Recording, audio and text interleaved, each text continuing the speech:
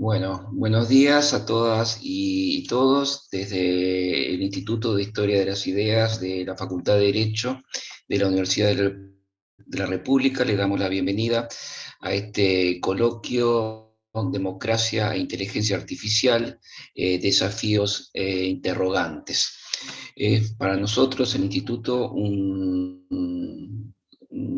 una alegría, un honor poder organizar esta instancia sobre un tema de indudable actualidad, importancia para poder iniciar dentro de la facultad, pero también en conexión con otros ámbitos, con otros actores de la vida social, este, un intercambio de ideas sobre este tema, donde el desarrollo de las innovaciones tecnológicas y en especial el tema de la inteligencia artificial están produciendo ya cambios sociales y culturales e influyendo en cómo los seres humanos pensamos, nos educamos, nos informamos, comunicamos y tomamos decisiones tanto en aquellos aspectos que afectan lo personal como también las que repercuten en toda la comunidad.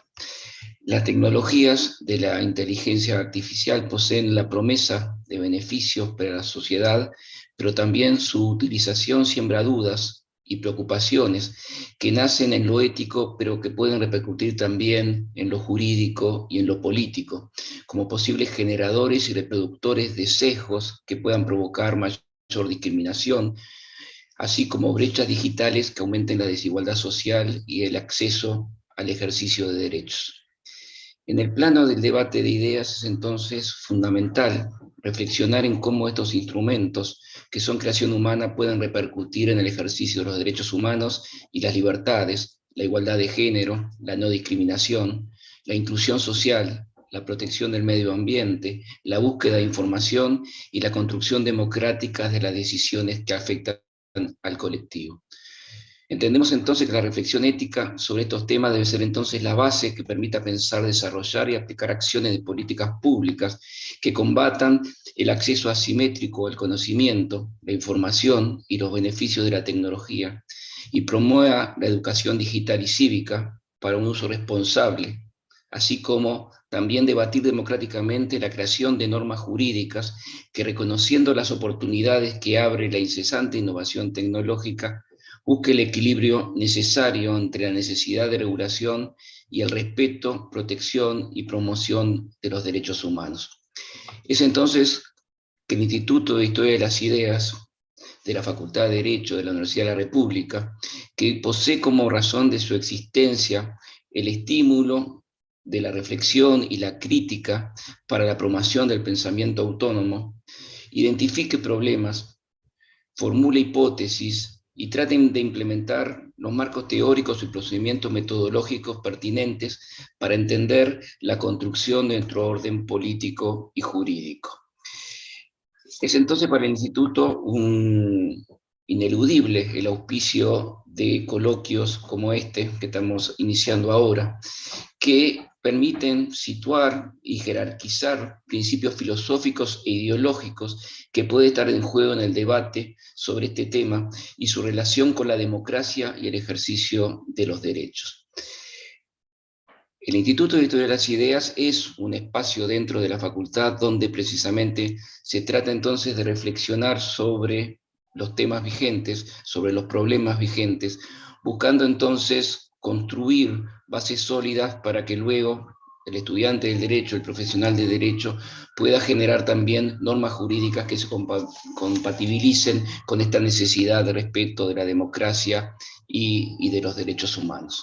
Entonces, bueno, es para nosotros entonces un honor poder organizar este coloquio con estos distinguidos invitados, entre los cuales tenemos a Daniel Innerarity, filósofo, investigador de la Universidad del País Vasco y autor, entre otras obras, de una teoría de la democracia compleja en el siglo XXI. Daniel será nuestro expositor principal y luego tenemos también distinguidos comentaristas: Nelson Villarreal, integrante del instituto, filósofo, eh, este, que nos acompaña y además agradecemos porque sobre sus hombros estuvo la organización de este evento.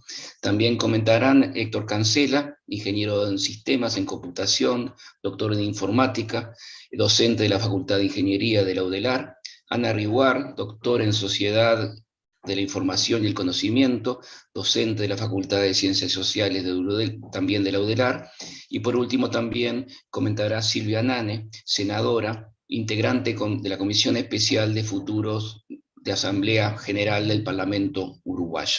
Como tenemos poco tiempo, entonces ya damos la palabra a Daniel Inenariti para que, bueno, nos ilustre con su exposición. Gracias, Daniel, y adelante. Muy bien, muchas gracias. Buenos días, tardes a todas y a todos desde aquí, desde el Pirineo franco-español, y estoy muy contento de estar en esta conversación. Me hubiera gustado mucho más hacerlo en Uruguay, lo cual espero hacerlo pronto, el próximo mes de octubre, cuando viaje para allá. Pero bueno, y agradezco también a la Universidad de la República, al Instituto de Historia de las Ideas, por la organización de este acto. El tema de la relación entre inteligencia artificial me interesa a mí especialmente porque soy titular de una cátedra que lleva ese nombre en el Instituto Europeo de Florencia, que es la única universidad de la Comisión Europea, y donde nos dedicamos precisamente a este análisis de cómo las tecnologías de la inteligencia artificial están afectando, pueden mejorar las prácticas democráticas. Dentro de esa cátedra, además, tenemos una red latinoamericana de experiencias, intercambios de experiencias de digitalización y de estrategias nacionales de inteligencia artificial que ha dado muy buen resultado y que constituye una conversación exitosa sobre esta materia, ¿no? Como solo tengo 15 minutos y eso también es una disculpa para no abordarlo todos los temas y por si queda algo por resolver, que evidentemente esto se trata de un asunto muy complejo, voy directamente al grano y voy a lanzar unas cuantas ideas por si pueden servir de eje a nuestra conversación hoy. En primer lugar, como introducción, creo que estamos en un momento de una cierta, permitidme que lo diga así, una cierta histeria en relación con la inteligencia artificial. Hay quien asegura que esto va a dar resultados espectaculares, vamos a entrar en una época de transparencia, de ausencia de prejuicios, de exactitud, de registro de todas las preferencias de todos los ciudadanos y, por tanto, una capacidad de satisfacerlos inédita en la historia de la humanidad. Y hay, al mismo tiempo, quien presagia los peores desastres en relación con nuestra experiencia democrática. Imperio de los más brutos, noticias falsas, manipulaciones de procesos electorales, etcétera, etcétera, ¿no?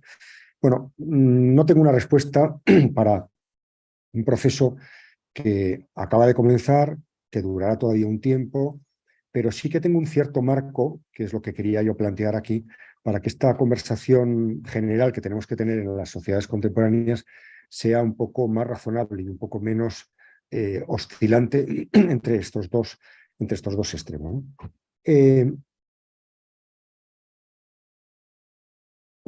Eso es precisamente lo que voy a tratar de hacer en estos momentos. En primer lugar, vivimos en sociedades enormemente complejas. Ese es el tema que me ha ocupado en ese libro que citaba Martín antes, que es mi libro principal, Una teoría de la democracia compleja, donde sostengo que las democracias no están siendo capaces de gestionar la creciente complejidad del mundo contemporáneo y que para eso necesitamos una gran movilización cognitiva, una gran movilización de instrumentos de conocimiento, de tecnología, para conocer mejor la sociedad, las preferencias de las personas y para darles una mejor respuesta.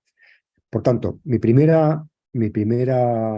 punto de partida es saludar todo avance tecnológico como una aportación a la hora de gestionar esa creciente complejidad de la sociedad. En segundo lugar, es verdad que todo esto plantea unos serios problemas de legitimidad, en parte parecidos a aquellos problemas de legitimidad que planteó la expertocracia, es decir, la idea ya antigua, que viene más o menos del siglo XX, de mitad del siglo XX, de que hacía falta poner a los expertos en un lugar privilegiado precisamente porque crecía la complejidad de la sociedad. Si esa presencia de los expertos en la decisión política la resolvimos más o menos estableciendo una primacía de la democracia sobre el saber, sobre el conocimiento, y a su vez ideamos 1000 medios para que dentro de los expertos hubiera diversidad, para que quedara claro cuál era su rol y cuál no era su función, cuál era la función de la representación popular, etcétera. Algo similar deberíamos hacer con un conjunto de tecnologías como las tecnologías que asociamos a la inteligencia artificial, que efectivamente ofrecen grandes promesas en relación con temas muy, muy relevantes. Es verdad que esas tecnologías nos van a permitir desideologizar en buena medida ciertos debates políticos. Es verdad que nos van a permitir, por ejemplo, medir mejor los impactos de la legislación en nuestras sociedades. Es verdad que nos van a permitir un mejor conocimiento de las preferencias y de los intereses reales de las personas a los que la sociedad debe servir. Todo esto es verdad.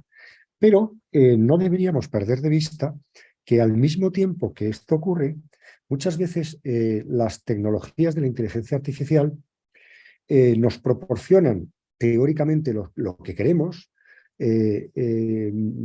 y aparentemente no habría nada de malo en trasladar el modelo de las sugerencias algorítmicas en las recomendaciones que utilizamos para el consumo, por ejemplo, al modelo de la política, si no fuera porque el precio de estas prestaciones suele implicar algún sacrificio de la libertad personal.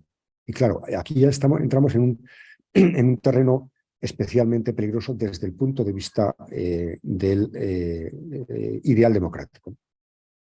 Además, por si esto fuera poco, otro conjunto de problemas que simplemente enuncio aquí, tiene que ver con el hecho de que los algoritmos hacen previsiones basadas en los patrones del pasado, es decir, en el modo como nos hemos comportado, cómo hemos expresado nuestras preferencias a través de nuestra movilidad, de nuestra expresión en las redes sociales, de nuestro consumo, ¿no? Es decir, dan demasiado por seguro que el futuro va a ser lo máximamente similar al pasado.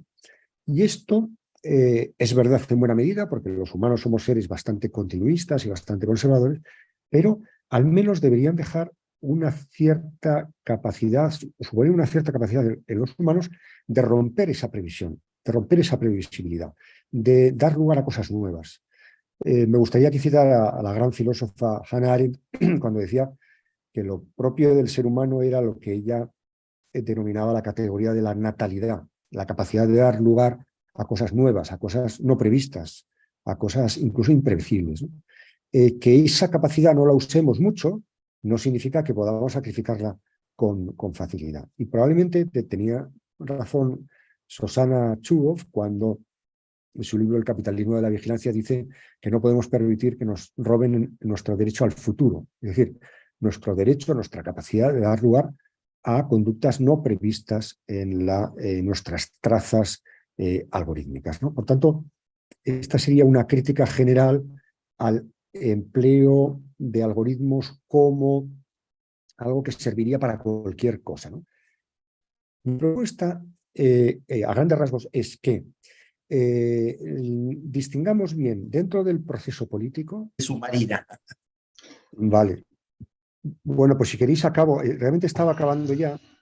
Lo que quería decir como conclusión era que deberíamos distinguir dentro del proceso político aquel tipo de decisiones para las cuales la gobernanza algorítmica resulta de una gran utilidad y aquellas para las cuales no. ¿Y cuál sería el criterio para distinguir una cosa de la otra?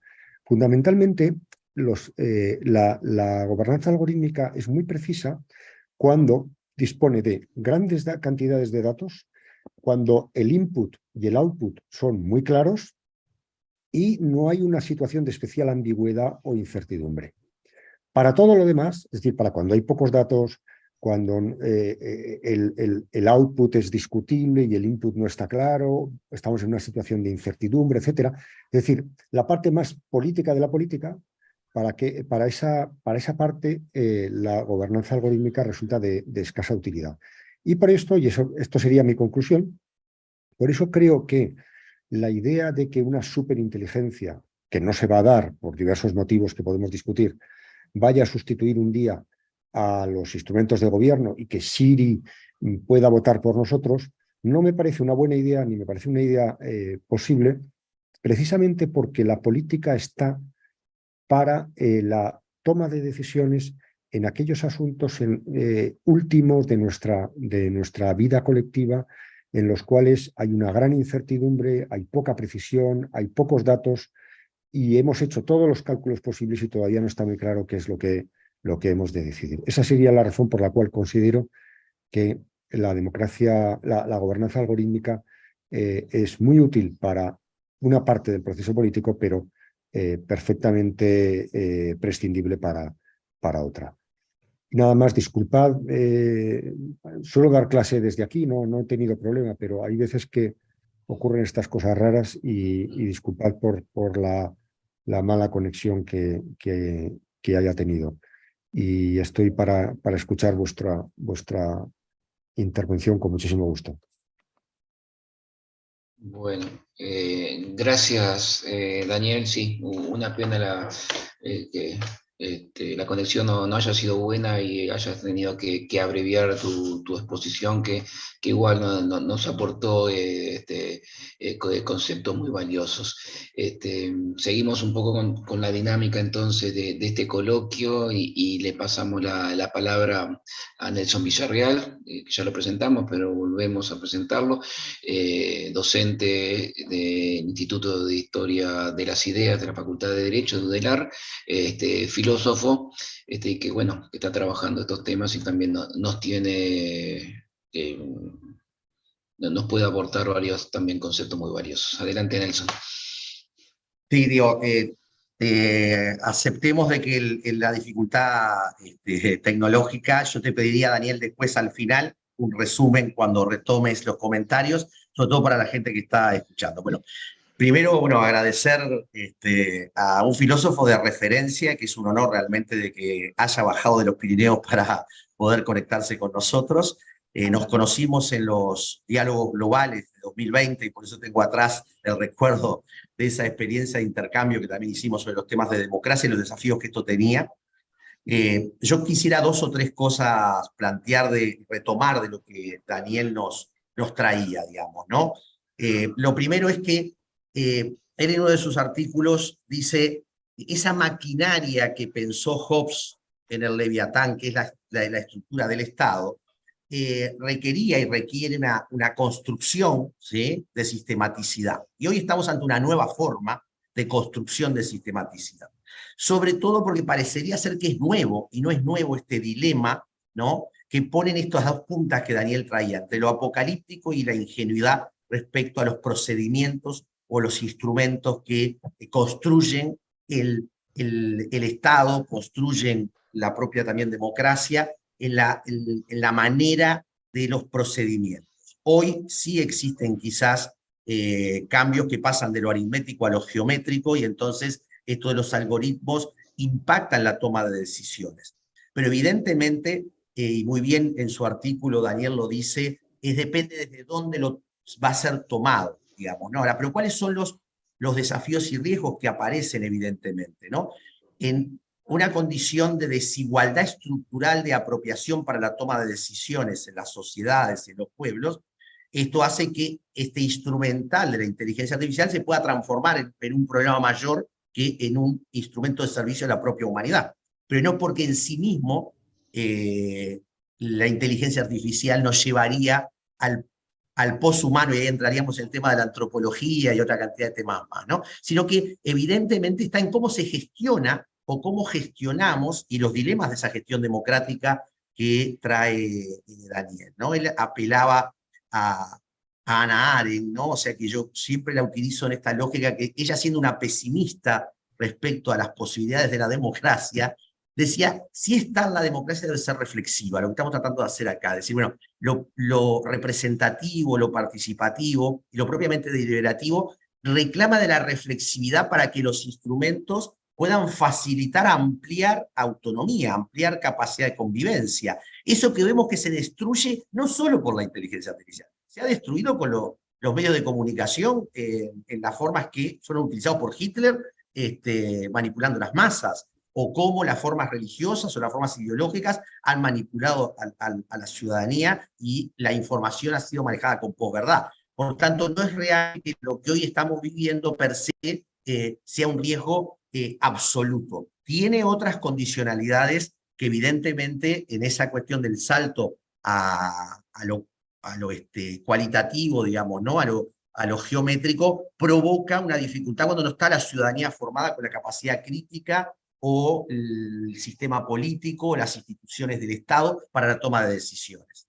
Y entonces, bueno, ahí parecería ser clave esto que Daniel nos trae con una democracia compleja, es decir, desde dónde abordamos la construcción democrática para que sea el pueblo, ¿no?, el que se apropie de manera crítica de esos procesos.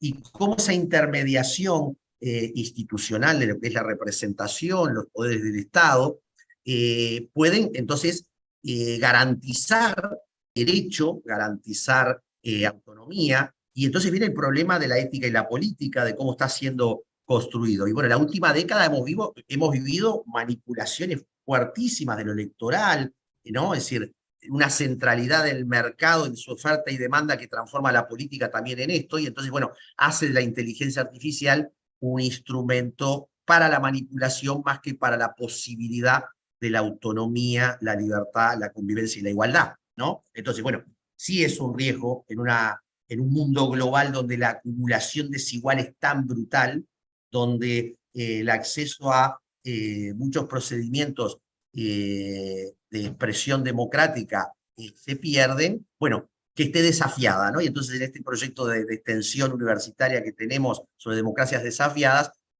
nos viene muy bien dialogar, pensar, reflexionar sobre cómo la inteligencia artificial está impactando, pero no porque tenga algo que, digamos, no existió antes, lo ha existido, y bienvenido quizás toda esta cuestión de sistematizar, de normativizar, de poder dar a través de la tecnología instrumentos que nos facilitan, nos deberían facilitar mejor convivencia, y parte del dilema. Entonces, bueno, sabiendo de que acá están escuchando de estudiantes, docentes, organismos internacionales y los actores, provocar reflexividad, digamos, ¿no? Entonces, yo dejaría por acá para dejar margen también, no solo a los comentarios muy ricos que van a ver de los otros académicos y académicas, sino para que Daniel luego pueda retomar en un análisis de una síntesis que es la que queremos dejar transmitida, más allá de la dificultad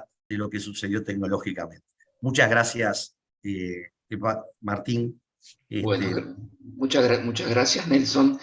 Bueno, pasamos la palabra entonces a Héctor Cancela, ingeniero de sistemas, docente de la Facultad de Ingeniería de la Universidad de la República. Es importante las distintas miradas, las distintas perspectivas que estamos teniendo en este coloquio, ¿no? Así que adelante, Héctor, desde tu visión del tema. Bien, muchas gracias, Martín. Bueno, agradezco mucho a Daniel su presentación inicial y bueno, el disparador de reflexión realmente que él está planteando. Uno de los puntos que yo quería retomar, que Daniel ha manejado en algunos de sus trabajos, y me parece que es fundamental, es que la democracia no es una traducción inmediata y agregada de decisiones individuales, ¿verdad? Que la vida democrática implica ese cambio, ese descubrimiento, ese generar algo nuevo, el cambiarnos entre nosotras y nosotros, ¿verdad? Las y los ciudadanos, y llegar a una síntesis que es superadora, que es enriquecedora. Y eso me parece que es fundamental, porque la propia teoría, ¿verdad?, de la decisión muestra que es imposible una forma de agregación justa, que partiendo de preferencias individuales racionales, no hay un método que garantice llegar a un conjunto de preferencias racionales agregadas, y bueno, esto es conocido, ¿verdad?, ya desde el siglo XVIII, de las paradojas de Condorcet, ¿verdad? Luego, en el siglo XX, ¿verdad?, Arrow retomó y mostró a través de distintos teoremas los distintos efectos que se pueden dar, y es algo que funciona incluso hoy, ¿no? Por ejemplo, las encuestas en Gran Bretaña referente al Brexit mostraba que la gente prefería un Brexit con acuerdos nuevos antes que permanecer, que prefería permanecer antes que un Brexit sin ningún acuerdo, y que prefería un Brexit sin ningún acuerdo antes que un Brexit con acuerdo, con lo cual en realidad nadie sabe qué es lo que prefería la nación en su conjunto. Creo que eso es fundamental porque entonces, si pensáramos que la tecnología va simplemente a agregar preferencias individuales y dar la preferencia justa, estaríamos mintiendo, nos estaríamos tratando de llegar a un ideal que no existe en la práctica, y en la realidad escamoteando una decisión que es compleja. Desde ese lado me parece que lo que la tecnología nos puede dar, la inteligencia artificial y otros aspectos de las tecnologías de la información, son herramientas para explorar el espacio de decisiones, y son sobre todo herramientas para ver cómo implementar las preferencias o las decisiones tomadas, pero que la exploración del qué queremos hacer tiene que hacerse a través de las personas. Por supuesto, las tecnologías mismas pueden ayudar a construir estas herramientas, pueden dar foros, espacios de intercambio, pero creo que el rol de los partidos políticos y el rol de las ideologías tiene que seguir siendo central, porque en definitiva también es lo que permite estructurar un poco los objetivos, ¿verdad?, sociales, lo que queremos hacer de maneras articuladas y coherentes. Y luego, bueno, hay un espacio que sí que es muy importante, que la tecnología lo da, y que nos permite, dentro de qué queremos hacer, el camino, digamos, la forma de implementación. Ahí puede haber un conjunto de decisiones donde las tecnologías de la optimización, las tecnologías analíticas, las tecnologías de inteligencia artificial, nos puedan ayudar, ¿verdad?, a encontrar el mejor camino. Dentro de esto, también me parece que es importante otra de las preguntas que Daniel traía, que es cómo configurar esas automatizaciones para no sacrificar algunos valores clave. Y bueno, ahí del punto de vista de las tecnologías hay, digamos, también algunos aspectos que son importantes a tener en cuenta. Un valor bastante clave en la democracia, ¿verdad?, es la transparencia de las decisiones, y es la consistencia, es decir, que a veces también es un reproche, ¿no? A veces uno dice, bueno, se eligió con una plataforma e implementa otra, eso no consistente. Desde ese punto de vista, al ir por sistemas automatizados, ¿verdad?, es fundamental que sea bien clara cuáles son las fuentes de datos, todo lo que tiene que ver con la discusión sobre la calidad de los datos que se utilizan para desarrollar los distintos sistemas, el respeto no a lo que son hechos, ¿sí? Por ejemplo, bueno, algunos de estos sistemas de grandes modelos de lenguaje que ahora están tan de boga, simplemente predice, ¿verdad?, cuál sería la próxima palabra interesante a decir, y no tiene ningún prurito en decir que tal persona que es famosa quizás ya murió y en qué fecha. Nos pasó hace poco en una asociación a la que pertenezco, que se miró, utilizando nuestros sistemas, algo del estilo, bueno, ¿cuáles serían las personas que deberían ser homenajeadas? Y traía nombres de varias personas importantes de la comunidad, y en unos casos inventándole una fecha de deceso, cuando la persona está todavía, por suerte, activa y produciendo. Entonces, es fundamental, digamos, ese respeto a la verdad fáctica, ¿verdad? Y no solo a lo que parece que sea verosímil, digamos, ¿verdad? Distinguir la verdad de la verosimilitud. El tema también de la explicabilidad, ¿verdad? En los modelos de inteligencia artificial, por supuesto están los posibles sesgos, pero el poder entender qué función es objetivo y cómo se llega a los resultados que nos están proponiendo, ¿verdad? Que es como un símil de la transparencia en la toma de decisiones humana. Otro aspecto que no es tan tecnológico informático, digo, es tecnológico legal, que es el tema de la responsabilidad, tanto civil, penal, política, muchas veces vemos cómo quienes construyen sistemas de software dicen, bueno, esto es así y no tiene ningún objetivo claro, y usarlo para lo que quieras, pero no me reclames nada porque no está hecho para ningún objetivo en particular. Bueno, yo creo que eso deja de ser aceptable socialmente. Es decir, si alguien vende una herramienta, tiene que hacerse responsable de su uso, ¿verdad? Si yo soy un constructor de aviones, no puedo decir, no sé si era para volar o no. Y si tengo un accidente de aviación, no sé, yo no lo hice para eso. Vos lo usabas para volar, pero yo nunca dije que volaba. Bueno, en los sistemas de software hoy nos pasa eso, y yo creo que no es aceptable, realmente. Y después, bueno, otros de los temas que son importantes en una democracia es sentir que no hay grandes asimetrías, que la decisión de uno vale tanto como la de otro. Y bueno, y ahí también hay dificultades. Hay costos muy grandes en entrenar estos grandes modelos de lenguaje, en distintas herramientas. De repente millones de dólares por cada entrenamiento, de repente cientos o miles de millones de dólares para las plataformas. Entonces, si hay un colectivo o algunas personas que tienen acceso o que pueden entrenar sus modelos y otras no, eso efectivamente puede generar una gran asimetría que quite credibilidad al sistema de toma de decisiones. Y bueno, un último desafío, que ya me estoy alargando mucho, tiene que ver con cómo es posible decir si cada persona habita un mundo completamente diferente, y es el gran problema de la fragmentación. No solo el de la fake news, no voy a entrar tanto en eso, que también está, pero simplemente el hecho de que aún sin fake news, cada persona puede estar habitando en una especie de planeta diferente, una burbuja informativa generada a su medida, y eso incluso sin mala intención. Me encanta un cuento de Isaac Asimov, Mentiroso, Liar, en el cual efectivamente un robot que sigue la primera ley de la robótica, para no dañar a una persona, le miente, le dice lo que la persona quiere escuchar. Es un fenómeno que no es solo de la tecnología, ¿no? Hay un libro reciente de Víctor Hugo Morales que dice, mentime que me gusta, y dice, bueno, justamente de los intereses del periodismo al autoengaño del lector, sin duda que a todos nos gusta escuchar algunas cosas, y una tecnología que busca adecuarse a lo que yo quiero, quizás me miente. Pero bueno, el problema es que podemos cada uno vivir en un mundo de mentira y estar tratando de tomar decisiones en mundos que no coinciden con la persona que está al lado, y creo que ese es un desafío muy grande también. Bueno, yo creo que me extendí ya demasiado, pero agradezco de nuevo, bueno, a Daniel por realmente disparar toda esta reflexión, y bueno, a Martín y Nelson por la organización del coloquio. Bueno, muchas gracias, Héctor, ¿no? Respetaste perfectamente los tiempos, así que te agradecemos también porque fue muy rica tus comentarios, y ubicaste algunos temas que precisamente son temas que desde una facultad de Derecho debemos reflexionar sobre, fundamentalmente el tema de la regulación legal y el tema de las distintas responsabilidades que puede llevar, puede traer el uso de estas tecnologías.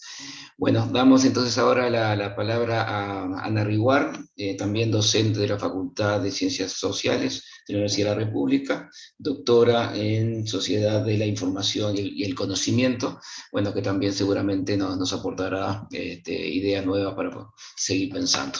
Adelante, Ana.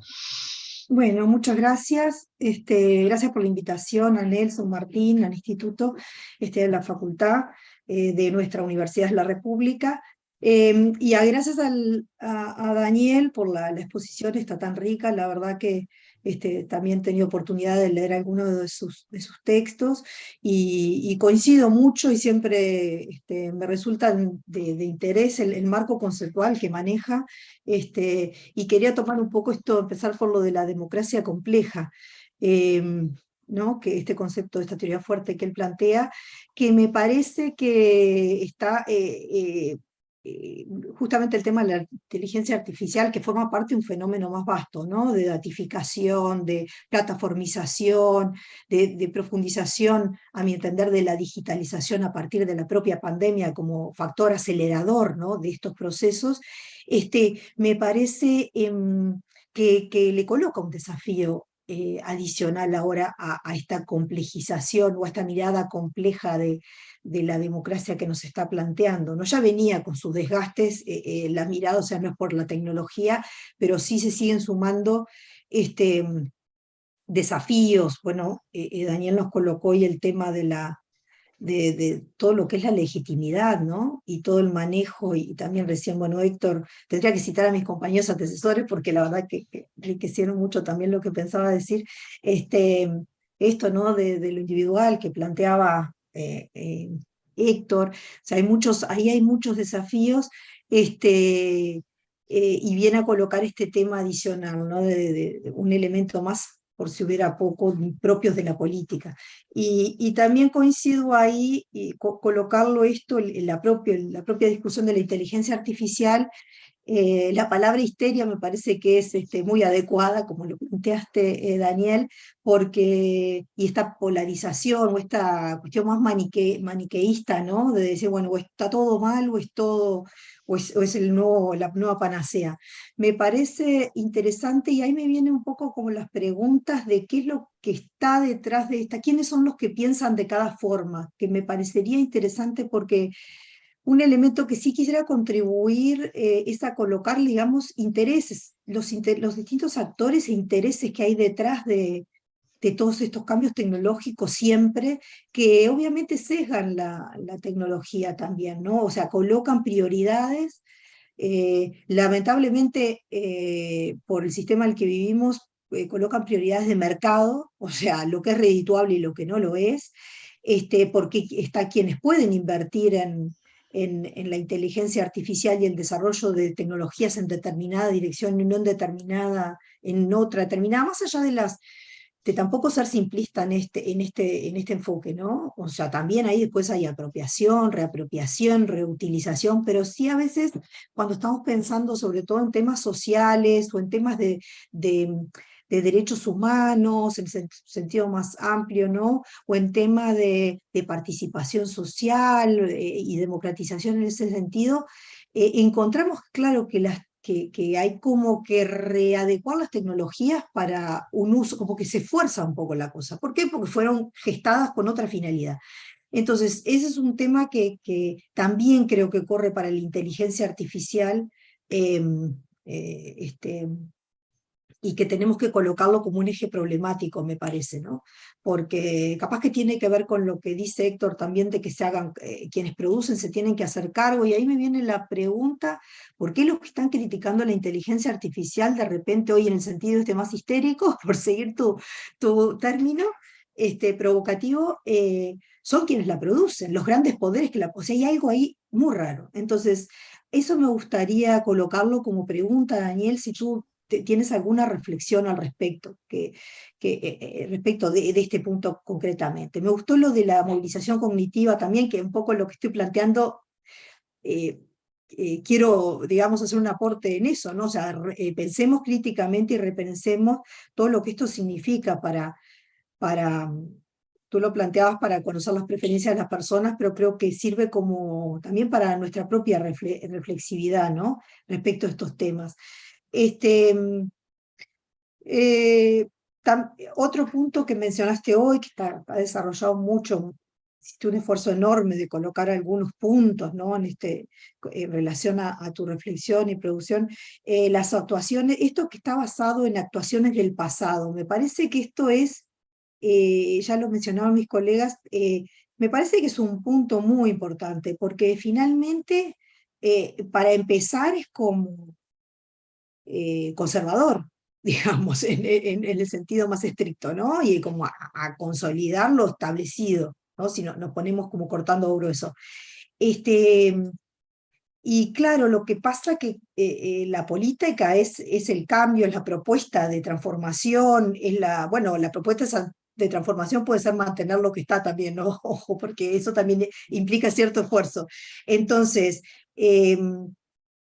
ahí me parece que hay un eje muy importante respecto del rol eh, humano, o sea, la creatividad respecto de cómo, cuándo, con quién, en qué contexto, porque es cierto que esto es bastante también, estas tecnologías son bastante homogeneizadoras, o sea, por ahora, ¿no? Pero sí hay toda una cuestión contextual, de sensibilidad, de subjetividades, que,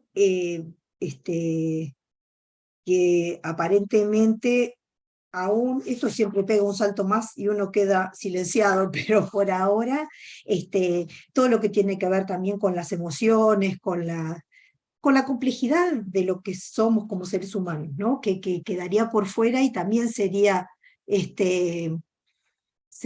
como, que es los motorcitos que tenemos también para la actuación y para el cambio, ¿no? Que me parece que tiene que ver mucho con la política eso y con la democracia, ni hablar, ¿no?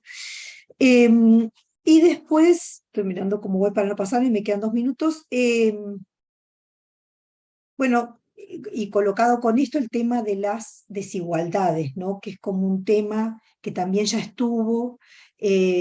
A veces nosotros estamos hace mucho tiempo trabajando en estos temas de tecnologías y tomando acá la metáfora que le gusta a Nelson siempre de las burbujas, ¿no? Las que vivimos, a veces como que quedamos con ideas falsas de lo que es la sociedad y su vínculo con las tecnologías y el acceso. Nosotros tenemos todavía gran parte de la población de la humanidad que no usa Internet, digo, para colocarlo así gruesamente. Entonces, si nosotros estamos diciendo que, por ejemplo, con la datificación, la profundización de la digitalización, la plataformización acelerada también, como dispositivos tecnológicos, pero como verdaderos sistemas que moldean la realidad, ¿no? Como ha dicho Bandic y otros conformadoras de realidad también. Entonces estamos hablando de que hay gran parte de los seres humanos que están por fuera, están como en otro mundo, ¿no? Y creo que para esto corre lo mismo. Esto tiene muchas formas de leerse.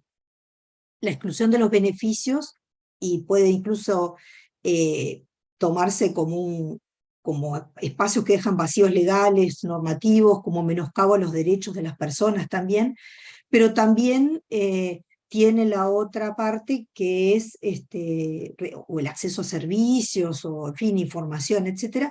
Pero bueno, pero tiene la otra parte que permite relativizar el impacto de lo que nosotros analizamos tan en foco y como tan catastrófico, porque en realidad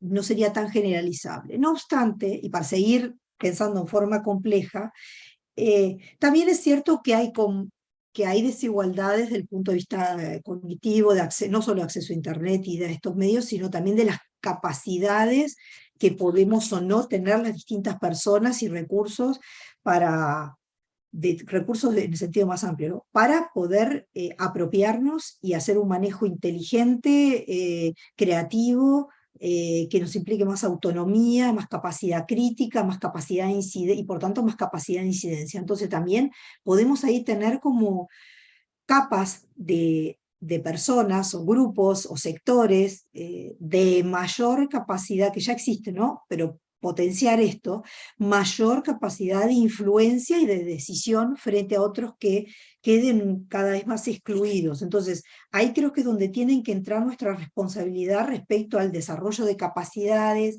a las políticas públicas mismo, o sea, todo el margen que nos puede dar el proceso de cambio, de estar alerta y vigilantes respecto de lo que pueden ir generando, digamos, estas tecnologías. Y dejo por ahí, y quedo atenta entonces al comentario también de Daniel. Gracias. Muchas gracias, Ana, también por respetar los tiempos y también tu aporte que hiciste una introducción muy, muy buena de varias problemáticas que abre este tema que seguramente después podremos debatir. Damos entonces ahora la palabra a Silvia Nane, legisladora, que nos puede también dar una visión que vincula precisamente desde nuestro lugar en Facultad de Derecho, que puede vincular este tema a la posible producción jurídica que se pueda estar discutiendo hoy en nuestro país. Así que bueno, gracias Silvia y adelante. Hola, buen día. ¿Qué tal para todas y para todos? Sí, viste que yo debo confesarles una cosa, y es que tengo mucho más años de experiencia de vida en el mundo de la industria del software que en el mundo de la producción legislativa. Y en definitiva creo que eso fue parte de lo que de la causa de la invitación de Nelson y de ustedes, que les agradezco mucho. Y además, evidentemente,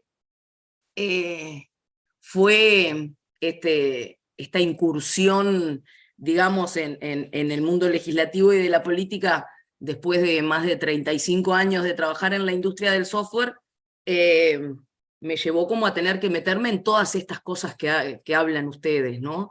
No solamente desde el punto de vista técnico, de tratar de pensar sistemas de software muchas veces hechos para el gobierno y para la automatización de elementos de política pública, no solamente pensarlo desde una responsabilidad técnica, sino también desde una responsabilidad ciudadana, a pasar, digamos, a este otro lado del mundo, donde también hay que pensar cosas con responsabilidad ciudadana y midiendo impacto. Entonces ahí yo tuve un cruce de disciplinas, que no es por autorreferencia, pero que me parece importante para contárselos, para poder entender desde dónde puedo ver este aspecto. Y yo me anoté algunas cosas del artículo de Daniel y de lo que fueron diciendo ustedes. Y claro, tengo algún condimento técnico de algunas cosas y uno del otro, de otro lado en los comentarios, ¿no? Porque es verdad que el término inteligencia artificial va y viene, y lo usamos, y hablamos de algoritmos, y hablamos de Big Data, y a mí lo primero que se me vino es tratar de entender de qué está compuesta la inteligencia. Eso que le llamamos inteligencia artificial es en realidad un término que lo que trata es de ponerle un nombre a varias disciplinas que actúan en conjunto, pero si nosotros miramos un poquito para adentro, ¿de qué está compuesto eso que le llamamos inteligencia artificial? Está compuesto de elementos de ciencia de la computación, de ingeniería, de neurociencia, de psicología y de ética, para nombrar algunas cosas. O sea, es un concepto que involucra el conocimiento humano generado en un montón de disciplinas, y que a su vez intenta que todo ese conocimiento y toda esa interdisciplina trabaje junta de alguna manera. Pero claro, fíjense que yo hablé de ética, hablé de neurociencia, hablé de psicología, hablé de ciencias de la computación, y quiero una cosa que yo les dije recién en el chat, que a mí me parece súper trascendente, y que tampoco es una autorreferencia, pero sí es un elemento de experiencia humana, y es que, miren, yo creo que trabajé 35 años en la industria del software, y todavía tengo algunos resabios de algunas de las actividades que realizo.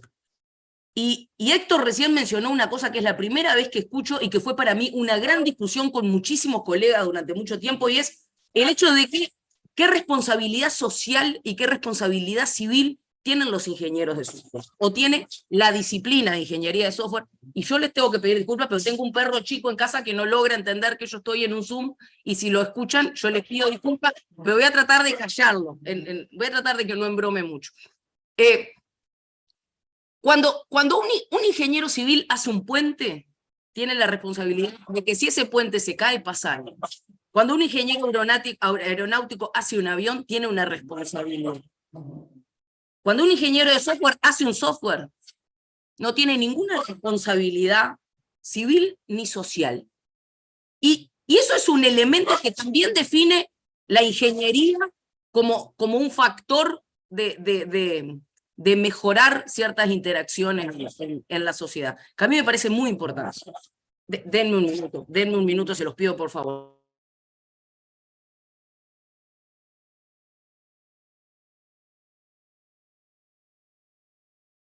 Cortaremos todos los pedazos que quedan.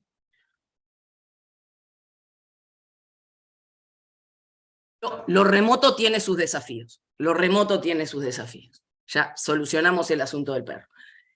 Entonces, yo yo creo que ese elemento, cuando uno desde la sociedad de alguna manera pone una normativa, y por eso engancho lo que decía Héctor recién, esa normativa en donde se desarrolla el mundo productivo tiene sus consecuencias. Yo creo que bien diferente sería algunos aspectos de la ingeniería de software con responsabilidad social y civil que cuando no la tiene. Y eso lo voy a dejar por ahí para como un elemento de reflexión, digamos, desde este lado de la normativa y de la regulación, que vamos a tener que pensar en algunas cosas de eso respecto a la inteligencia artificial. Lo dejo ahí como un post-it puesto para que lo tomemos. Y entonces, claro, uno ve todas estas disciplinas y en definitiva creo que el riesgo mayor está en si el crecimiento de esto que le llamamos inteligencia artificial termina siendo un crecimiento irreflexivo, un crecimiento que atente de alguna manera contra, evidentemente, la parte productiva de nuestra vida, que es el empleo, y que atente contra todo lo que tiene que ver a la diversidad cultural y a la otra pata de la diversidad de pensamiento, ¿no? Daniel hablaba de ampliar ese espacio cognitivo. Y yo me anoté ahí una reflexión sobre ese espacio, ¿no? ¿Dónde se da esa generación cognitiva? Pila de veces se da así en nuestra parte productiva, digamos, en esa parte, ustedes han estado hablando de Hannah Arendt, ¿no? En esa parte de división entre labor, trabajo y acción, ¿no? Donde eso donde la labor, en definitiva, mantiene la vida biológica, el trabajo es todo lo que nos arma lo necesario, digamos, para albergar el cuerpo humano, y la acción, que es ahí que es aquello que se desarrolla en el ámbito público, en la polis, ¿no? Y es ahí donde creo que empieza esta otra pata de mirarlo desde el punto de vista político.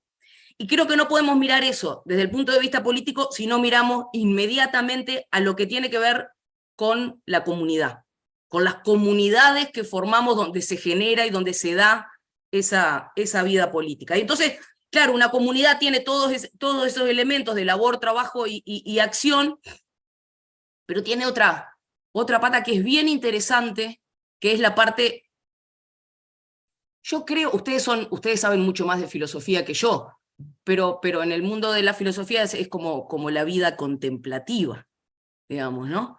Ese aspecto que genera conocimiento y genera esa reflexión sobre valores que en definitiva después son los que sostienen gran parte del tejido comunitario y no solamente la parte productiva, digamos. Entonces creo que ahí hay una pata bien interesante que se da. La otra reflexión, que es sobre lo que decía Daniel y el aprendizaje del pasado, es que claro, el problema que tiene el aprendizaje adaptativo de la inteligencia artificial es que nos tiene que poner las preguntas sobre la mesa de qué se aprende, de quiénes se aprende, quiénes validan ese aprendizaje. No se olviden que cuando uno entrena inteligencia artificial, cuando la inteligencia artificial se equivoca, le decís, no, eso no era un perro, para que aprenda imágenes de perro, ¿no? Uno le dice, esta imagen es perro, es perro, es perro, es perro, y le dice, esta no es perro, esta no es perro, esta no es perro, y entonces la inteligencia artificial así va aprendiendo cosas, ¿no? Hay una parte de aprendizaje guiado que se maneja así. Ahora, el tema es, ¿quién le dice qué es perro y qué no es perro? ¿Quién le dice, esta persona tiene una apariencia sospechosa y esta persona no? Esta actitud de esta persona es una actitud sospechosa o de violencia o esta no. Entonces, ¿quiénes sancionan? ¿Quiénes validan? Eso también es parte de lo que, en función de qué valores se sanciona o en función de qué valores se valida. Y eso no se genera desde otras disciplinas más que las disciplinas humanas, y muchas veces a lo que voy es con ese conocimiento retroalimentado desde la actividad contemplativa. Y es en ese escenario donde yo quería poner una reflexión más, porque creo que Daniel lo traía, y Ana también, en alguna de las cosas que dijeron, y en alguna de las cosas que decía Héctor también, y es ¿dónde está la oportunidad del cambio? ¿Dónde está la oportunidad del quiebre? Y la oportunidad del quiebre justamente está, creo, en lo nuevo. Y hay una frase que se le adjudica en general a las feministas, iba a decir a las viejas feministas, pero yo no sé ya quiénes son las viejas y quiénes son las nuevas. El horizontalismo del feminismo tiene esas cosas, ¿no? Que a veces hasta la línea de tiempo es compleja de ver, pero hay una frase que es algo así como: no se rompe la casa del amo con las herramientas del amo. Que cuando uno lo mira desde el aspecto institucional, las instituciones no están hechas para cambiarse desde adentro, en general. Las instituciones están más bien pensadas para autopreservarse. Entonces, ¿dónde está la oportunidad de lo nuevo? Y me parece que la oportunidad de lo nuevo está en lo que no está. Está en la generación de lo nuevo, que me parece que está más en el mundo de la generación de valores, de comunidad. A mí cuando me invitan a hablar de inteligencia artificial, termino hablando de comunidad y no de inteligencia artificial, porque me parece bien diferente una inteligencia artificial en una comunidad sin valores sociales sólidos que en una comunidad donde esos valores han sido arrasados. Me parece que es bien diferente el impacto que podemos llegar a medir. Y me parece que ahí hay una clave bien interesante en esto que hablábamos de la vida contemplativa, ¿no? En aquello que genera cultura y no solo entretenimiento. Me parece que ahí hay oportunidades para ampliar ese mundo cognitivo y poder usar la tecnología, en definitiva, para simplificar gran parte de esa vida humana. El tema después vamos a tener que ver en esa automatización, ¿qué hacemos con el tiempo libre? Si generamos valores cognitivos, ¿quién va a quedar con el valor? ¿Quién se va a quedar con los beneficios de una mayor producción y un menor trabajo? ¿Y cómo empezamos a organizar la vida productiva y la vida contemplativa? Hay una cuestión ahí también de tamaño de la demanda laboral, que es una cuestión que creo que esto necesariamente lo trae a debate. Y creo que todas estas cosas, si no se dan en esa polis con valores comunitarios que se van generando desde el Estado, es difícil, por lo cual me parece que las instituciones, el Estado y todo lo que se construye a través de la democracia en esto tienen una tarea fundamental. No sé cómo estuve de tiempo, pero me quedo por acá. No, perfecto. Perfecto los tiempos, estamos muy bien en ese aspecto. Muchas gracias, Silvia, por tu mirada también sobre este tema y también por poner sobre la mesa varios aspectos sobre todo me interesa mucho en la relación de la comunidad y cómo se inserta la comunidad en los temas de nuevas tecnologías y en de inteligencia artificial. Como estamos bien de tiempo y como la exposición de Daniel tuvo interrupciones debidas a la tecnología,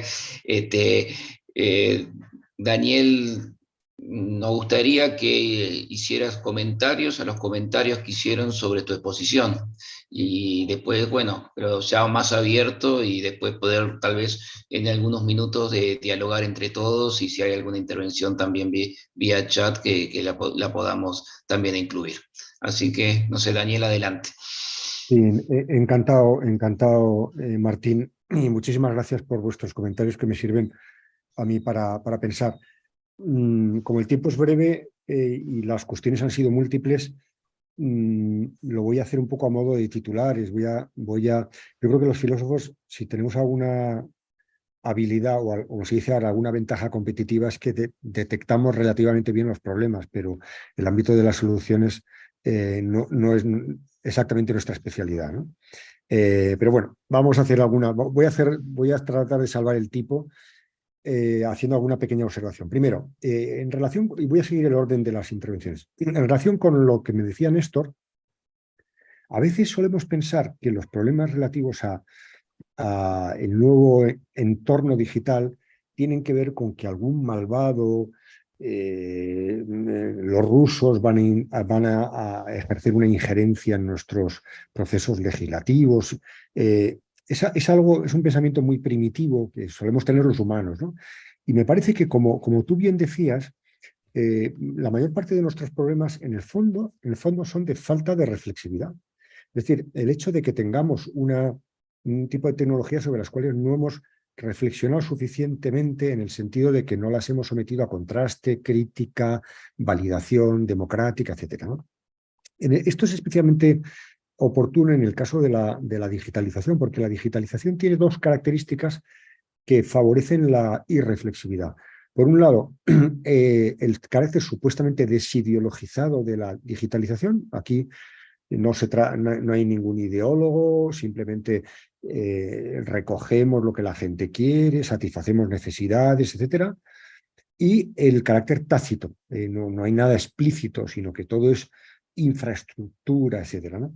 Bueno, estas dos características, desideologización y carácter tácito, nos obligan a una revisión, a veces una revisión contracorriente de lo que sería un entorno digital sobre el que no solemos advertir, ¿no? Y luego, la otra cuestión que le quería comentar es que efectivamente, como tú decías muy bien, Néstor, no estamos ante cosas, estamos ante cosas nuevas, pero no completamente nuevas. No es que las mentiras las hayamos inventado nosotros con las fake news. Hay un elemento cualitativo que hay que apreciar, pero los instrumentos con los cuales combatimos la mentira en el mundo analógico, en buena medida, lo digo así para protegerme un poco, en buena medida siguen siendo útiles en el mundo digital, ¿no? Con otra dimensión, etc., ¿no? Y luego, muchas veces veo yo en la gente que discute sobre estos asuntos, que habla de los sesgos de los algoritmos como si los humanos no tuviéramos sesgos. Es decir, aquí tenemos sesgos humanos y sesgos algorítmicos. Unos y otros nos pueden servir para corregir el contrario. Los sesgos humanos, damos por sentado, este es el discurso habitual, damos por sentado que los humanos tenemos que intervenir para corregir los sesgos algorítmicos. Vale, ok, pero ¿no será también verdad lo contrario? Que debemos utilizar algoritmos para corregir los sesgos humanos, ¿no? Con lo cual, en el fondo, ¿esto de qué va? Va de crear un ecosistema en el cual humanos y máquinas se complementen. Porque sabemos muy bien, desde Daniel Kahneman y otros, que los humanos cometemos siempre los mismos errores. Y sabemos muy bien que las máquinas cometen el mismo tipo de errores. Bueno, ¿por qué no los ponemos a colaborar en lugar de pensar que son dos inteligencias que se quieren reemplazar la una a la otra? Estoy muy de acuerdo con lo que decía Héctor también en torno a la idea de que no se trata, la democracia no es una traducción de los intereses aisladamente expresados o preferencias aisladamente expresadas en políticas públicas, ni tampoco la mera agregación. Por eso creo que es muy importante aquí la idea que tú conoces mejor que nosotros, porque estás en ese ámbito tecnológico, de la categoría de emergencia. Nosotros en filosofía política lo llamamos deliberación, es decir, la idea de que en virtud de esa reflexividad sobre nuestros intereses y nuestras preferencias, podemos generar una idea nueva de cuáles son nuestros verdaderos intereses y preferencias. No vamos al espacio público a conversar con otros para conseguir nuestros intereses y para satisfacer nuestras preferencias, sino para descubrirlos de alguna manera, en contraste con los de otros, y para examinar su compatibilidad con otros. Esto nos amplía enormemente el foco de la democracia, que ya no es una democracia liberal de simplemente un choque y una especie de agregación, ¿no? Bueno, decía Lassie Chapman, una colega tuya norteamericana de la que me acordaba cuando hablabas tú, decía, el mundo, la inteligencia artificial o los robots harán bien su trabajo cuando el mundo esté configurado de la manera como debe ser configurado. Es decir, con esto venía a decir el tema de los medios y de los fines, ¿no? O sea, nosotros tenemos que decidir al servicio de qué ponemos la tecnología. Lo digo de una manera un poco simplificada, ¿no? Pero creo que es útil, ¿no? Sobre la cuestión de la transparencia, mira, En el fondo, yo creo que el esquema, hoy en día el esquema de la transparencia, esto lo hemos discutido en Europa y yo he participado en algunos debates previos al acta de la inteligencia artificial, haciendo valer este punto. Creo que la transparencia hoy en día está pensada como una relación entre las máquinas y los individuos, según la cual los individuos deberíamos ser capaces de entender lo que hay en una máquina, del mismo modo que los individuos aceptamos las condiciones de los cookies cuando entramos en una página web, etcétera, o firmamos un leído y aprobado cuando hacemos un contrato con un banco. Creo que este es un esquema que no sirve de mucho porque los individuos estamos sobrepasados por la complejidad del asunto. La gran cuestión es cómo establecemos instituciones que nos permitan algo así como una confianza que reduce la complejidad, como diría Niklas Luhmann, y al mismo tiempo nos otorga un cierto poder a los ciudadanos, ¿no? Romper el esquema de individuos y corporaciones o individuos y máquinas y buscar instituciones intermedias que hoy en día, desde luego, están en un momento de gran crisis, ¿no? Sobre lo que decías de habitar en mundos diferentes, me parece que es una gran verdad. Fíjate que hace no muchos años se hablaba de la globalización como la McDonaldización. En el fondo se suponía que lo que se iba a producir es una horrible homogenización del mundo, en virtud de la cual todos íbamos a comer asado argentino-uruguayo, en lugar de la variedad de asados que hay en el mundo, que es lo bonito, ¿no? Por poner un ejemplo, o íbamos a consumir mate en vez de otras muchas cosas, ¿no? Bueno, ¿qué es lo que ha pasado? ¿Dónde estamos ahora? Estamos en una fragmentación en virtud de la cual habitamos mundos diferentes. Yo no tengo una solución para esto, pero creo que hacer valer la diversidad es fundamental. Tú que eres especialista en tecnologías de este estilo, tenemos un problema de diversidad también en la misma tecnología. El reconocimiento facial está basado sobre una escasísima diversidad racial, local, global.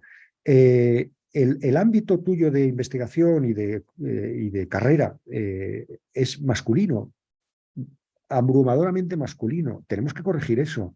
El diseño está hecho por hombres. O sea, hay poca diversidad de valores a la hora de diseñar los instrumentos. Yo creo que no es toda la solución, pero si metemos diversidad allá donde hay homogeneidad, estamos en la mitad de la solución. Sobre Ana, mira, sobre lo que decía Ana, detrás de esta histeria hay muchos intereses, evidentemente, como has dicho muy bien. ¿Qué pasa que ahora Musk, Hinton, Altman, que fueron gurús y que creían que tenían una enorme capacidad de prever un futuro magnífico, ahora prevén un futuro desastroso detrás de sus propias innovaciones tecnológicas? ¿Por qué les tenemos que prestar crédito ahora cuando han demostrado tener un escaso crédito antes, ¿no? Detrás de todo esto hay intereses de diverso tipo. Hay intereses preventivos. Si aquí hay problemas, yo ya advertí de que había una insuficiencia legislativa y regulatoria. Hay intereses en relación con la competencia. Hagamos una moratoria porque yo estoy en una situación de ventaja para impedir que otros lleguen a mi situación. Es decir, nos vendría muy bien examinar esto con un poco más de escepticismo, como Ana, que viene de las ciencias sociales, conoce bien, ¿no? Bueno, y sobre el tema de la desigualdad, yo creo que hay tres tipos de desigualdad diferentes que nos deberían preocupar. Uno, la desigualdad en la conversación, otro, la desigualdad en los datos y otro, la desigualdad en la decisión. La desigualdad en la conversación. Tenemos una conversación democrática de baja calidad, entre otras cosas porque hay quienes intervienen en la conversación de una manera abrumadora. No hay igualdad en las condiciones de acceso a la conversación. Tenemos una desigualdad de los datos, en que los datos son de mala calidad y el almacenaje, la interpretación, la consecución de los datos es un asunto muy desigual. Unos pueden más que otros. Y tenemos una desigualdad en cuanto a la toma de decisiones. Hay quienes pueden decidir más, tienen más fuerza de presión en la toma de decisiones, ¿no? Y en relación finalmente con lo que me decía Silvia, a la que espero conocer si voy ahora cuando vaya en octubre al Congreso de Uruguay, vuelvo a lo que decía antes. Me agrada mucho que estemos aquí personas de disciplinas distintas, porque eso no es una garantía de éxito, pero desde luego lo contrario es una garantía de fracaso. Si nos reuniéramos aquí 4 o 5 filósofos a discutir, nos lo pasaríamos muy bien. Bueno, tampoco nos lo pasaríamos tan bien, porque siempre nos lo pasamos bien con gente de otros ámbitos, ¿no? Pero no alumbraríamos nada nuevo, ¿no? Hay que mezclar, hay que dar lugar a espacios heterogéneos. Y felicito a Néstor y a Martín porque habéis configurado algo que es de sentido común, pero mucha gente no lo tiene, ¿no? Que es, pongamos a gente a debatir desde perspectivas e intereses completamente distintos. Una legisladora, un científico de datos, 2 filósofos, una socióloga, ¿no? El tema de la responsabilidad es un tema muy complicado. Yo aquí simplemente añadí, en mi línea de que los filósofos lo ponemos todo perdido de problemas, añadiría un problema, y es que estamos ante tecnologías no instrumentales. Y por tanto, ante tecnologías que no nos permiten una distinción muy neta entre el diseño y la utilización. Para las cuales no vale el principio de que la tecnología determina, porque no es verdad, ni tampoco el principio de neutralidad. Aquí esto es neutro y da igual, y lo importante es quién lo usa y cómo se usa. No es verdad. Entonces, no tengo una solución, pero creo que tenemos aquí un problema bastante grave, ¿no? Sobre la oportunidad de quiebre, que me ha gustado mucho esa expresión, yo diría, no, déjame decir una cosa nada más, y es, una cosa es la generación de lo nuevo, y en eso las sociedades no están mal dotadas, generan lo nuevo. En España tuvimos el 15M, después de la crisis económica, hemos tenido el movimiento Me Too y otros muchos movimientos, ¿no? El Occupy Wall Street, etc. Hemos tenido movimientos que han sido muy interesantes desde el punto de vista de la generación de una expectativa nueva. Pero eso o se vehicula, se canaliza institucionalmente a través de partidos que le dan una estabilidad a esa reivindicación, sindicatos que gestionan y negocian con esa exigencia, que mantienen esa novedad en la agenda, o tendremos lo que creo que en buena medida hoy tenemos, que es un mundo que produce pompas de jabón, momentos de indignación o de entusiasmo colectivo, grandes esperanzas detrás de un líder carismático y poca transformación social. Bueno, y aquí lo dejo porque ya me he extendido demasiado. Gracias de verdad por vuestros comentarios. Bueno, muchas gracias, Daniel. Ahora sí tenemos muy poquito tiempo, 5 minutos.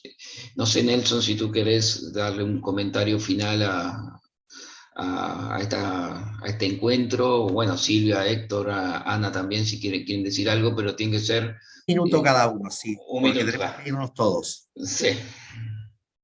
Sí, gracias. Creo definitivamente en esto último que decía Daniel que hay varios desafíos, ¿no? Pero definitivamente uno de los desafíos es lograr el valor de la diversidad en todo sentido. Eso creo que... Pero no se me ocurre tampoco cómo generar eso sin generar comunidad, por lo cual me parece, y sin generar no un tipo de comunidad, pero sí una comunidad basada en valores donde haya lugar para todos y para todas. Eso es un desafío enorme, porque pensemos en una de las cosas, de repente, más, ¿cómo decirlo?, más democratizadoras, que es el ciclo biológico, y pongamos eso de una de las formas institucionales, que es, por ejemplo, los sistemas de seguridad social, y ahí creo que ya da como para empezar a establecer algunos elementos institucionales que pueden llegar a mostrar cómo el Estado, cómo las instituciones estatales pueden empezar a organizar una parte de la cuestión en una noción de comunidad. Que sigo insistiendo que para mí la clave disruptiva es la generación de comunidad. Y sí, Daniel, nos vemos en octubre. Va a ser un gustazo recibirte. Digamos, Ana. Sí, bueno, muchas gracias por la invitación. La verdad que disfruté y aprendí mucho en esta instancia. Y simplemente como reflexión también, bueno, la disciplina de la que participo y el grupo de investigación y un poco la trayectoria, hace como esta sensación de siempre estar investigando sobre cuestiones que son muy estructurales desde el punto de vista social o si quieren sociológico, pero a la vez con esta aceleración de cambios y nuevos desafíos y como la sensación de blanco móvil respecto de Estoy pensando en cuestiones empíricas, ¿no? En el desafío también de generar información y el tipo de investigación que hacemos nosotros, de que es, bueno, analizar sobre datos, pero para los cuales esta reflexión y estos marcos teóricos son muy importantes. Pero bueno, lanzaría como esta cuestión, ¿no? La importancia de generar investigación y resultados de investigaciones para tener también, poder pisar firme respecto a un ritmo que a veces es desesperante, diría, pero bueno, pero hay que adecuar un poco las cuestiones para no quedarse también en la superficie y poder plantear todos estos desafíos, cambios, incluso hasta diagnósticos y panorámicos sustentados en datos, ¿no? Ya que hoy hablamos tanto de datos.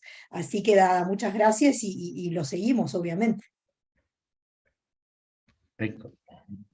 Bien, bueno, nada, simplemente agradecer otra vez haber podido participar en esta instancia, fue súper enriquecedora.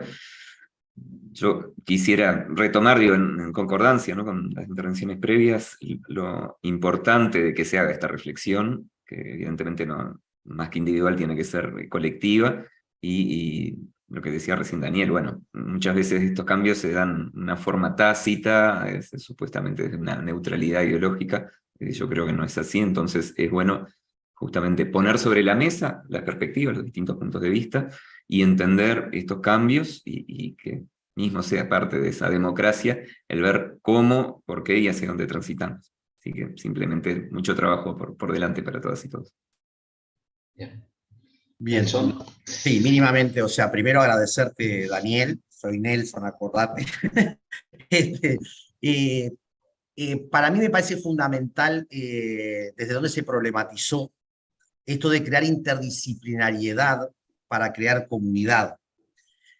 Cuando hablaba Silvia de contemplación me hizo recordar a Simone Bell, ¿sí?, a Bouchouham, ¿no?, y a todo lo que estamos tratando de pensar, cómo construir procesos de pensamiento y análisis que devengan justamente en trastocar relaciones de poder, porque lo que estamos hablando acá es que la academia tiene que aportar también para trastocar las relaciones de poder de acumulación de conocimiento, de capacidad crítica y de apropiación y control ciudadano, ¿sí? Por tanto, desde el Instituto de Historia de las Ideas, primero reiterar y agradecer que el director Martín Prat a mí me ha dejado caminar en muchos de estos temas, en la confianza, y creo que es muy importante porque va generando la apropiación de este tema. ¿Cómo profundizar esto?, ¿no? Y yo creo que de aquí el hecho de haber puesto ingenuamente esta interdisciplinaridad e institucionalidad es para aportar en el proceso de debates, donde sí, en octubre va a estar esta instancia, la gente de la Unión Europea nos planteaba la importancia a nivel del Parlamento, ¿no? O sea, quien preside también el doctor Goñi y Silvia Anane, digo, para nombrar, digo, que están en este tema y que no hace a la partidización de estos espacios, sino justamente de aportar a la construcción de la polis, queremos justamente dar fundamento a procesos donde el aporte de un filósofo como Daniel Yariti nos moviliza, y veremos en qué medida podemos darle continuidad también de profundizar, como decía Ana y como Héctor nos planteaba. Así que muchas gracias, y Martín, cerramos. Bueno, no, gracias a Daniel, Ana, Héctor, Silvia, Nelson, gracias por contribuir con ideas tan interesantes a esta jornada. Estamos ya fuera de tiempo, entonces simplemente el agradecimiento y bueno, y la invitación a futuras instancias que desde el Instituto de Historia de las Ideas podamos estar organizando, y en especial este proyecto de extensión que significan estos coloquios sobre las democracias desafiadas en el siglo XXI. Esta no es la primera instancia y seguramente no será la última. Este tema queda abierto para seguir discutiendo y seguramente nos encontraremos en futuras instancias para trabajar y pensar juntos. Así que muchas gracias de nuevo y estamos siempre en contacto. Hasta la vista. Bueno, Chau, gracias. chau.